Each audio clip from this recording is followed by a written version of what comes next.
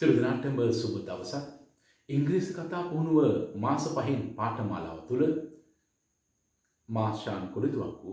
ඉතින් අපි අද පාඩම තුලින් බලාපොරොත්තු වෙන්නේ ඉංග්‍රීසි භාෂාවේ accent verbs වල පවතින ප්‍රධාන ආකාර 6න් තවත් එක් ආකාරයක් වන present participle form එක නිර්මාණය කිරීමත්, එහෙම නැත්නම් ing form එක නිර්මාණය කිරීමත්, එහි ක්‍රම හඳුනා ගැනීමත්, එහි භාවිතය පිළිබඳ යම් අදහසක් ලබා ගැනීමත්, ඒ ඔබට අනාගතයේදී වාක්‍ය නිර්මාණය කිරීමට විශාල පිටුවහලුවක් වන නිසා අපි සාකච්ඡා කිරීමට තීරණය කළා. ඉතින් අපි මේ භාවිතය පිළිබඳ ඔබට වාක්‍ය කිහිපයක් මම ඉදිරිපත් කළොත් ඔබට කියන්න පුළුවන් මම මේ මොහොතේ උදේ ආහාරය ගන්න ඉන්නවා. I am having my breakfast. එහෙම නැත්නම් I am eating my breakfast. එහෙම නැත්නම් I am taking my breakfast. ඔබට කියන්න පුළුවන් මම මේ මොහොතේ ඔෆිස් එකේ වැඩ කරමින් ඉන්නවා. I am working in the office now.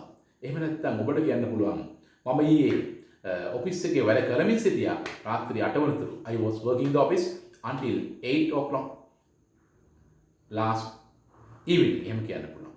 එහෙම නැත්නම් අපිට කියන්න පුළුවන් සමහර අවස්ථාවල the baby was crying for 2 hours yesterday.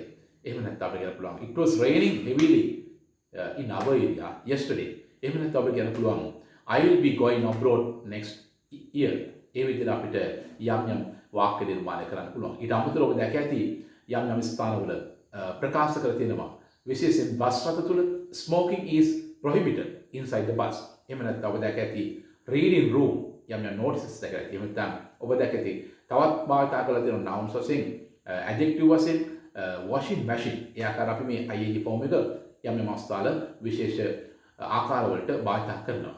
ඉතින් අපි මේ ing form එක නිර්මාණය කරන විදිහ මේ විදිහට හොඳටම නිවැරදිව ක්‍රමානුකූලව දැනගත්තාම අනාගතයේ ඔබට වාක්‍ය නිර්මාණය කරන්නට පහසු වෙනවා. ඒ නිසා මේ සරලවයි කිය ඔබට තේරුණාද? ඒ සරල වශයෙන් සලකන්න එපා. ඒ ඉදිරියේදී සංකීර්ණ පාඩම් වඩා සරල කරගන්නට මේ වඩා පිටුවහලක් වුණා ඇති. ඉතින් අපි ing form එක නිර්මාණය කිරීමේ පළවෙනි ක්‍රම වශයෙන් ලබා ගන්නේ යම්කිසි accent verb එකක් e අකුරෙන් අවසන් වෙනවා නම් අපි e ඉවත් කර ඒ වෙනුවට ing ඇතුළත් කිරීමෙන් අපි present participle form එක නිර්මාණය කරන උදාහරණ වශයෙන් take කියන්නේ ගන්නවා.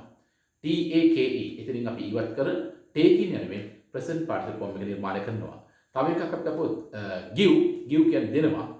give එතනින් අපි ඉවත් කර එයට ing එකතු කිරීමෙන් given කියලා ලබා ගන්නවා. තවත් පදයක් අපි ගත්තොත් write කියන්නේ write write ලියනවා. එතෙන්දී අපි w අකුර silent එකක්. එතෙන්දී ඉවත් කිරීමෙන් අපි ing එකතු කරනවා. එතෙන්දී writing කියන අපි පදේ ලබා ගන්නවා. hide කියන්නේ හංගනවා. hide. එතෙන්දී අපි ඉවත් කිරීමෙන් hiding කියලා අපි හදා ගන්න නාම පදයක්. එහෙම නැත්නම් ක්‍රියාපදයක්. තවත් verb එකක් ගන්න පුළුවන් අපිට dancing. dancing කියන්නේ අපි dance කියන accent එකෙන් සාදා ගන්නා ක්‍රියාපදය. dance dance කියන අහනවා. එහි ඉවත් කිරීමෙන් අපි I එකතු කරන එතනින් dancing කියලා අපි ලබා ගන්නවා. හරි. ඒ තමයි පළවෙනි ක්‍රමය අපි දෙවන ක්‍රමය යටතේ අපි හඳුනාගෙන උත්සාහ කරන්නේ පළවෙනි ක්‍රමය යටතේ අපි ප්‍රකාශ කළා e අකුරෙන් අවසන් වන accent verbs ඉවත් කිරීමෙන් අපි සාමාන්‍යයෙන් ing එකතු කරනවා කියලා. නමුත් යම් විශේෂ අවස්ථා තියෙනවා යම් accent verb එකක් e අකුරෙන් අවසන් වුවද අපි ඉවත් කර පමණින්ම ing ඇඩ් කරන්නේ නැහැ. e වෙනුවට අපි y අකුර ඇතුළත් කිරීමෙන් එහෙම නැත්නම් y එකතු කිරීමෙන් අපි ඊට පසුව දෙවනුව අපි ing එකතු කිරීමක් කරනවා. උදාහරණ වශයෙන් අපිට මේ ආකාර ගන්න පුළුවන් lie කියන්නේ lie lie. එතන වැතිරෙනවා කියන අර්ථේ. තවත් භාවිතයන් ඉදිරියට අපි දැනගන්නවා. එතකොට අපි ඉවත් කර y ඇතුළත් කිරීමෙන් පසුව ing එකතු කිරීමෙන් අපි line කියලා ලබා ගන්නවා. ඊට අමතරව tie කියන ක්‍රියාපදය tie එතනින් අපි ඉවත් කර y එකතු කිරීමෙන් පසු ing add කර time කියලා අපි ලබා ගන්නවා. ඊට අමතරව අපිට ගන්න පුළුවන් die කියන ක්‍රියාපදය die එතනින් අපි ඉවත් කිරීමෙන් y එකතු කර ing add කිරීමක් ලබා ගන්නවා. එතනින් dine කියලා අපි ගන්නවා. ඊට අමතරව අපි ගන්න පුළුවන් y කියන එක vie එතනින් අපි ඉවත් කර y එකතු කිරීමෙන් wine කියලා අපි විශේෂ පදයක් නිර්මාණය කර ගන්නවා. ඉතින් ඒ ආකාරයට අපිට විශේෂ අවස්ථාවන් තියෙන්න පුළුවන්. ඒ කියන්නේ අපි යම් කිසි නීතියක් කුමන හෝ අවස්ථාවක අපි නිර්මාණය කර තිබුණත් ඒ නීතිය කඩවන අවස්ථාවක් තමයි අපි ඉදිරිපත් කරේ. ඒ අපි මතකයේ රඳවාගත යුතු අවස්ථාවක්. මොකද අපි හැම විටම ඒ නීතිය භාවිත කරනවා. නමුත් ඒ නීතියෙන් බැහැර වෙන අවස්ථා කුමන හෝ විශේෂයක තියෙන්න පුළුවන්. හරි. ඊළඟට අපි යනවා තුන්වන ආකාරය අපි වටහා ගන්න. තුන්වන ආකාරය තමයි යම්කිසි ඇක්ෂන් verb එකක් අවසන් වන්නේ කොන්සෝනන්ට් ලෙටර් එක. ඒ කියන්නේ අපි ඉංග්‍රීසි භාෂාවේ අකුරු 26ක් තියෙනවා. 5 vowels. A E I O U කියන කියන අකුරු 5 vowels. ඒවට කියනවා පණකුරු. ඉතිරි අකුරු 21 අපි කියන ගතකුරු එහෙම නැත්නම් consonants. ඉතින් මේ consonant අකුරු 21කින් එකක් තියෙනවා නම් යම් action verb එකක් අවසානයේ සහ ඊට පෙර අකුර අපි vowel අකුරක් නම් අපි කළ යුත්තේ අග තියෙන consonant letter එක double කර ඊට පසුව ing ඇතුළත් කිරීම. මේ ලිවීමේදී වඩාත් වැදගත් වෙනවා. ඉතින් අපිට භාෂාවේ අරමුණ ස්පීකින් දියුණු කිරීම වගේ අපේ භාෂාවේ තියෙන ප්‍රධාන කොටස් හතරම අපි නිසියාකාරව නිවැරදිව නිර්මාණය කිරීම අපේ වගකීම.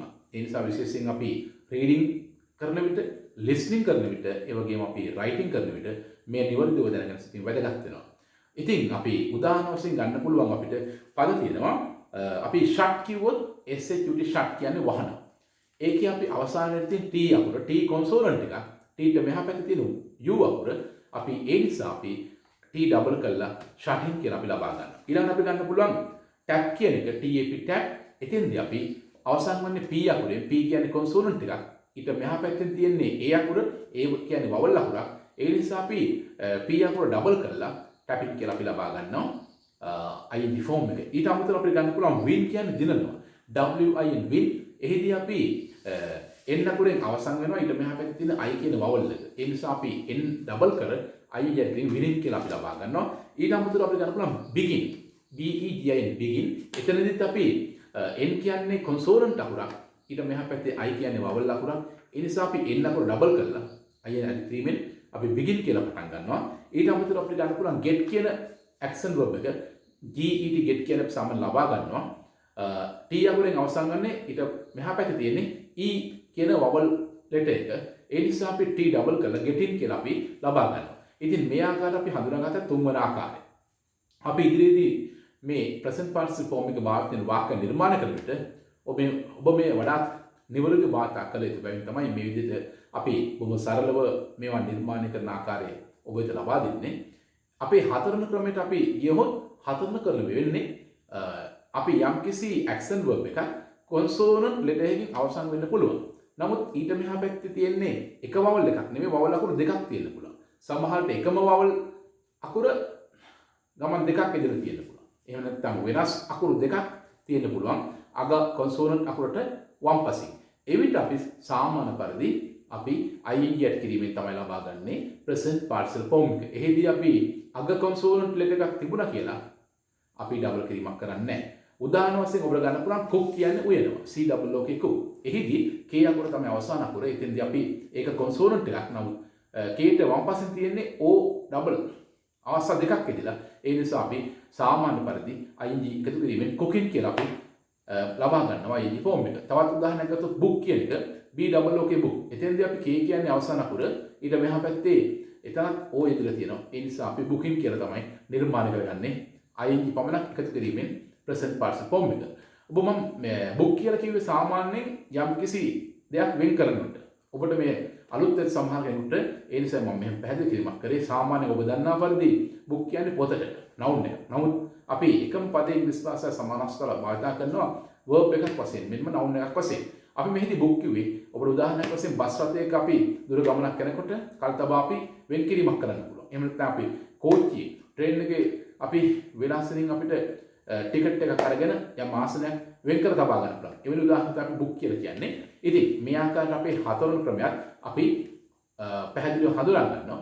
අපේ පස්වෙනි ක්‍රමය තමයි ඉහත අපි පැහැදිලි කරපු ක්‍රම හතරට අසු නොවන ඕනෑම action verb එකක් අපි සාමාන්‍ය පරිදි ing එකතු කිරීමෙන් අපි නිර්මාණය කරනවා present participle form එක. එහෙම නැත්නම් ing form එක. උදාහරණ වශයෙන් අපි help කිව්වොත් ELP help. එහෙනම් අපි helping කියලා නිර්මාණය කරනවා.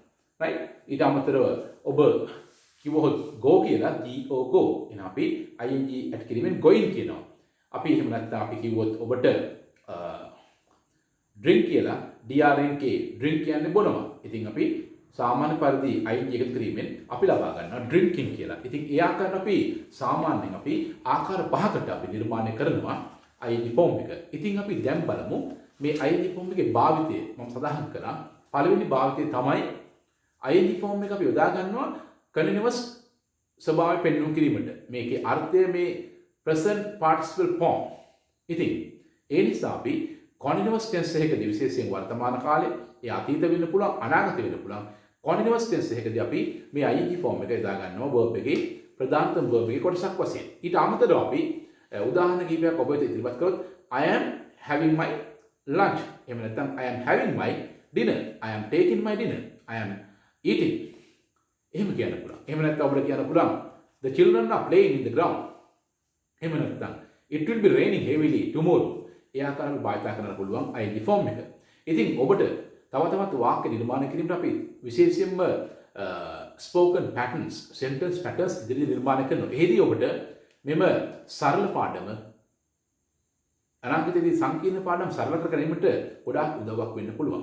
ඒ නිසා අපි මේ විදිහට සරල දේවල් අපි ඉස්සෙල්ලාම තේරුම් ගත්තාම අපිට භාෂාව නිර්මාණය කර ගැනීම පහසුයි. අපි තවත් භාවිතයක් අපි ගතහොත් අපිට මේ present participle form එක use කරන්න පුළුවන් as an adjective. ඒ කියන්නේ නාම විශේෂණයක් වශයෙන්. නාම පදයක් modify කරන්න. ඒ කියන්නේ නාම පදයක් තව තවත් ලස්සන කරන්න. අපිට පුළුවන් ඒ ඉදිරියෙන් මේ present participle form එක use කරන්න. ඉතින්දී අපි උදාහරණයක් වශයෙන් අපි කියන්න පුළුවන් reading room. ඒ කියන්නේ room එක කියන එක තවත් වර්ණවත් කරලා reading room කියමින්. අපිට කියනවා washing machine. machine කියන මේ පදේ නාම පදයක් වර්ණවත් කරලා washing. ඒ කියන්නේ රෙදි සෝදන යන්ත්‍රය. එහෙම නැත්නම් කියවීම ශාලාව කියන අර්ථයෙන් අපිට භාවිත කරන්න පුළුවන්. තවත් අපි උදාහරණ ගත්තොත් සමහරට මේක අපිට noun එකක් වශයෙන් මෙන්න ඒ noun එක වාක්‍යයක subject එකක් වශයෙන් උදා ගන්න පුළුවන්. උදාහරණ වශයෙන් ඔබට කියන්න පුළුවන් smoking is prohibited inside the bus. එතකොට බස් එකේ තුල දුම්බිම තහනම් කියන එක අපි smoking කියලා දාගත්තා ing form එක. ඒ වගේ ඔබට තව තවත් භාවිතයන් බහුලව ඉදිරියේදී හොඳින් වටහා ගන්න පුළුවන්. අපි ඉදිරියේදී phrases clauses අපි කතා කරනවා. ඉතින් ඔබ මෙහෙම උදාහරණයක් ගත්තොත් සමහරට කියනවා මම දොර අරගෙන කාමරය තුලට ඇතුළු වුණා. අපිට මේ විදිහට ප්‍රකාශ කරන්න පුළුවන් opening the door I entered the room. එතෙන්දී අපි phrase එකක් නිර්මාණය කරා. يعني දොර අරිමින් මම කාමරයට ඇතුළු වුණා. opening the door I entered to the room. ඒ ආකාර අපි ඉදිරියේදී අපි කතා කරනවා විවිධාකාරයේ වාක්‍ය රටාවන්. එතෙන්දී ඔබට මේ වඩාත් උදව්වක් වීම නිසා තමයි මා මුල පාඩම්වලදී මේ ආකාරයට සරල කොටස් නිර්මාණශීලීව සහ සරලව ඔබට තේරුම් ගත හැකි පරිදි ඉදිරිපත් කිරීමට තීරණය කළේ. ඉතින් ඔබ තාමත් අපේ channel එකට subscribe කරලා නැත්නම් අපේ වීඩියෝට පහලින් පෙන්වු කරන රතු පාට බටන් එක press කිරීමෙන් අපිට දායකත්වය ලබා දෙන්න. එවිට අපිට subscribe කිරීමෙන් අපි ඉදිරියේ මේ වගේ වීඩියෝ නිර්මාණය කිරීමට අපිව ධෛර්යමත් කිරීමක් වෙනවා. ඒ වගේම ඒකට දකුණු පසින් ඇති bell icon එක රින් කිරීමෙන් සහ එවිට මතුවන all කියන icon එක ක්ලික් කිරීමෙන් ඔබට මෙවැනි වීඩියෝ ඔබ වෙතම නොටිෆිකේෂන් එකක් මකින් ලබා ගන්න පුළුවන්. ඉතින් ඔබගේ සහයෝගය අපිට මෙවැනි තවත් වීඩියෝ නිර්මාණය කිරීමෙන් අපස දැනුම ඔබ වෙත ලබා දීමට ඉතාමත් වටිනාකමක් වෙනවා. ඒ නිසා සියලු දෙනාම තාමත් සබ්ස්ක්‍රයිබ් කරන්න නොමැති නම් අපගේ වීඩියෝ නරඹ ඒ තුලින් ලබා ගන්න දැනුම ඔබට ප්‍රයෝජනයක් වේ සිතනවා නම් අප වෙත සබ්ස්ක්‍රයිබ් කිරීමෙන් ඔබගේ දායකත්වය අපිට ලබා දෙන මෙන් ඉල්ලා සිටිමින් මේ දැනුම සහ ප්‍රැක්ටිස් එක භාවිතයෙන් ඔබට ජයෙන් ජය ප්‍රාර්ථනා කරමින් නැවත හත්වන පාඩම තුලින් හමු වෙනතුරු ඔබ සියලු දෙනාටම thank you very much.